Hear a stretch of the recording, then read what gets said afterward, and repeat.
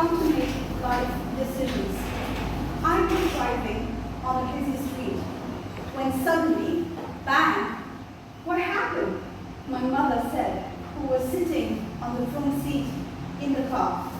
I said, somebody hit us from the back. I opened the door and thinking of all the hassle that I would have to go through with insurance and repair, that when I moved to the back, then I saw that the other car had hit the number plate and the back bumper had come out. With all the patience that I could muster, I filled in the details for the insurance form. Moving back to my car, I tried to dissipate my annoyance by thinking where I was going. I was going shopping with my mother in Flack. Now, I have been working in Flack for the past 3 years as a secondary mainstream educator. And recently, I had received a call informing me if I would be interested to be posted to a different school as a facilitator for the extended stream. At that time, I felt very confident about my decision. I felt that I had the confidence to handle the responsibilities of the new post. However, when I told my friends about my decisions, they said, "Are you sure you want to do this? You might be an extended stream educator for the rest of your life. It might hinder your chances for promotion. You might never have job satisfaction because the level of learning for those students is very low."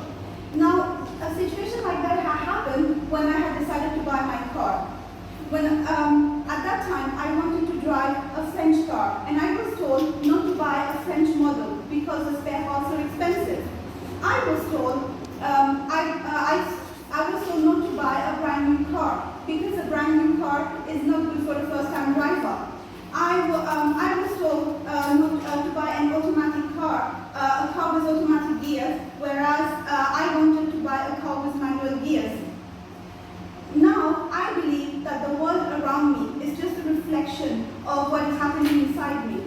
And I must admit that I do have fears, that I do have doubts whenever I am treading in unfamiliar territory. However, the car accident where another car had hit me at the back, it was as if life was giving me a push to move ahead in life. Sometimes I feel that when we don't know where we are going, it is okay to surrender to life. It is okay to accept life as your teacher and your guide, so that life can accompany you to your destinations. Different people will have different opinions because they have varied experiences. However, it is good to have mentors because they can help us with their experiences. It is also important to embrace change because change is the only constant. What I have learned is I need to have the courage to stand up for the choices that I feel, to stand up for things that feel right for me.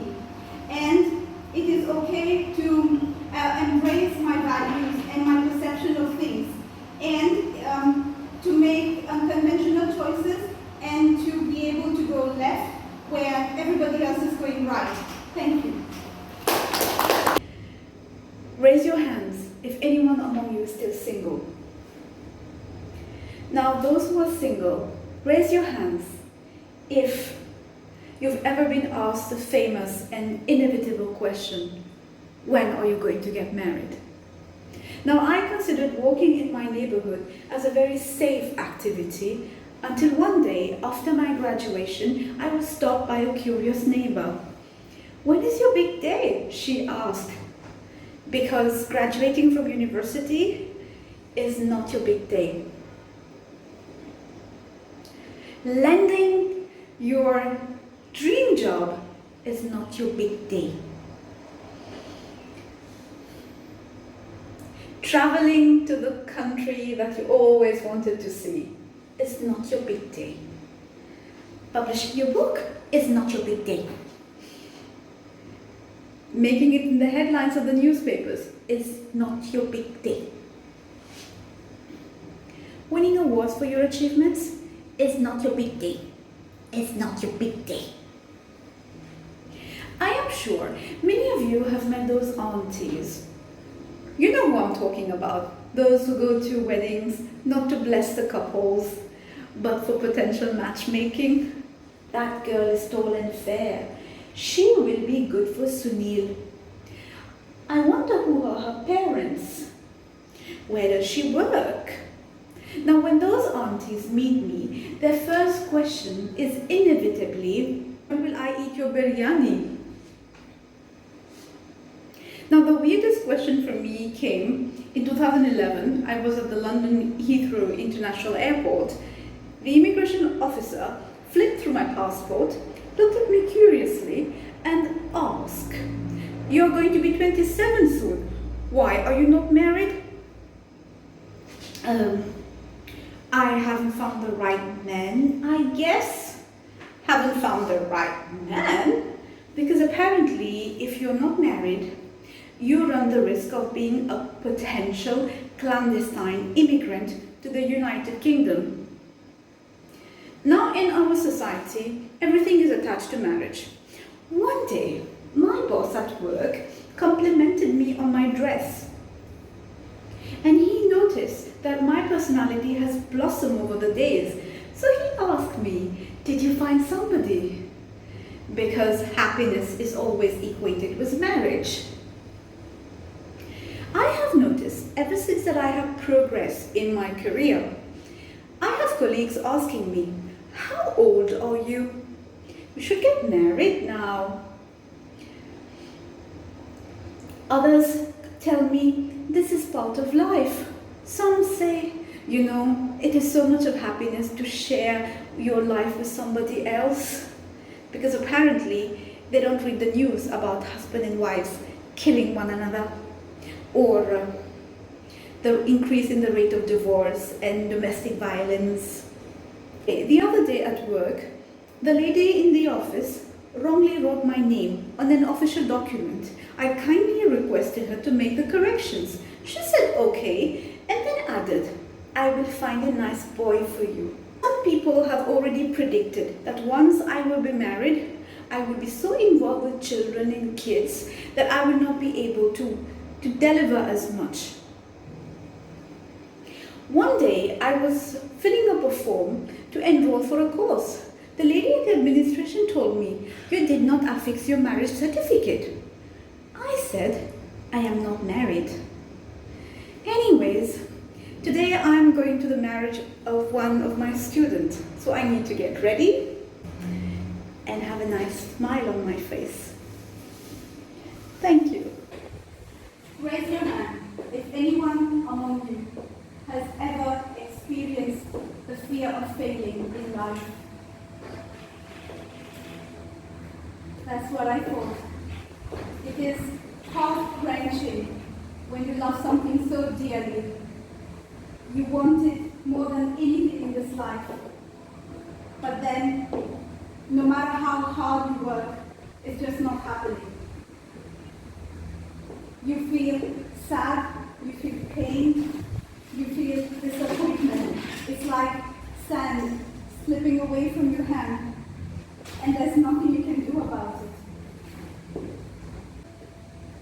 It is a very frustrating and disappointing situation. In other words, you feel like a victim. 3 years ago, after the first term school holidays, I resumed back to work, and I received a letter. I have been working in that school for 10 years. It was a transfer letter telling me that the next day I have to report to another school. I looked at that letter, and my 10 years started to flash in front of my eyes. And I also understood from that letter that somebody that I considered as my friend has used some resources to take my place. It was the same year that my engagement broke, and my hopes to to get married were yet again shattered. Now they say that lightning does not strike in the same place twice, but in my case, it did. I was associated with an institution where I had some important responsibilities. Somebody that I considered as close to me wanted to have what I had and give to his mistress. So I was strategically removed, and everybody sided up with him. Oprah Winfrey has said, life speaks to you, first in whispers. If you do not take the signs, it is going to be so loud that you will not be able to ignore it.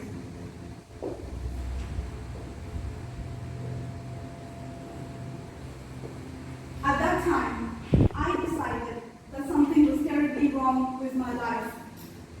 So I took 5 months sabbatical from work.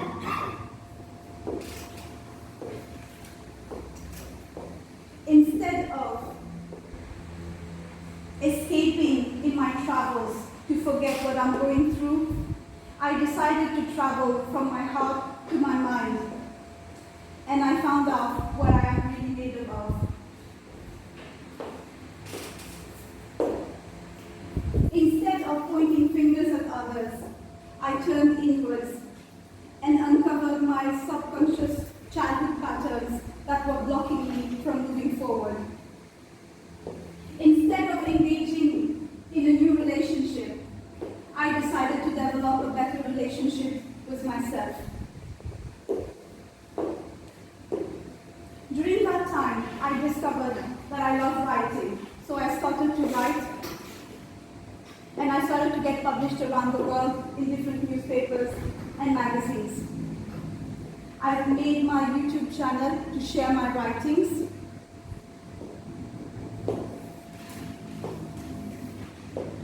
I was invited for conferences. I published my book. I started giving interviews in newspapers and television. I received awards. And I even got new job opportunities. In the process, I have learned that when life is taking everything from you, it is actually redirecting you to where you actually belong. And if you resist, you are going to miss out on some very important life lessons.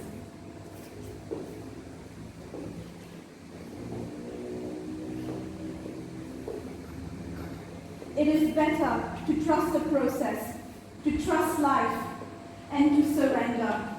It is then only when divine intervention can happen and you become a more powerful version of yourself.